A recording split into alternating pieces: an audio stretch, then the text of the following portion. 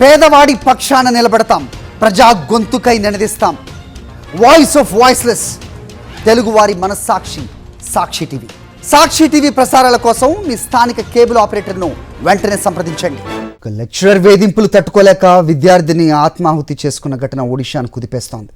బాధితురాలికి న్యాయం చేయాలంటూ రాష్ట్ర వ్యాప్తంగా భారీ ఎత్తున నిరసన ప్రదర్శనలు నిర్వహించింది ప్రతిపక్ష బీజేడీ. భువనేశ్వర్లో బీజేడీ కార్యకర్తలు చేపట్టిన అసెంబ్లీ ముట్టడి తీవ్ర ఉద్రిక్తతలకు దారితీసింది.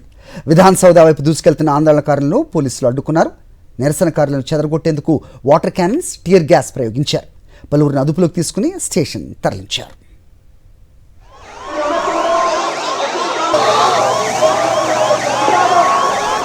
ఒకసారి ఘటన వివరాల్లోకి వెళ్తే, బాలాసోర్లోని ఫకీర్ మోహన్ కాలేజ్లో ఇంటిగ్రేటెడ్ బీఈడీ సెకండ్ ఇయర్ చదువుతున్న విద్యార్థిని ఆ విభాగ అధిపతి సమీర్ సాహు కొన్ని రోజులుగా లైంగికంగా వేధిస్తున్నాడు.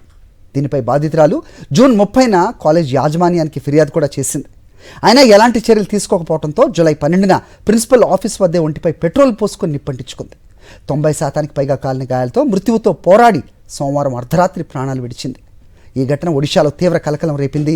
బాధితురాలికి న్యాయం చేయాలంటూ విద్యార్థి సంఘాలు ఆందోళనకు దిగాయి. ప్రతిపక్ష బీజేడీ బాలాసోర్ జిల్లా బంద్కు పిలిపించింది.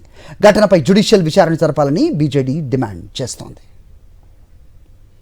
ఆ స్టూడెంట్ ఆత్మాహుతి ఘటన నేపథ్యంలో ఒడిశాలోని బీజేపీ ప్రభుత్వాన్ని టార్గెట్ చేశారు కాంగ్రెస్ అగ్రనేత రాహుల్ గాంధీ.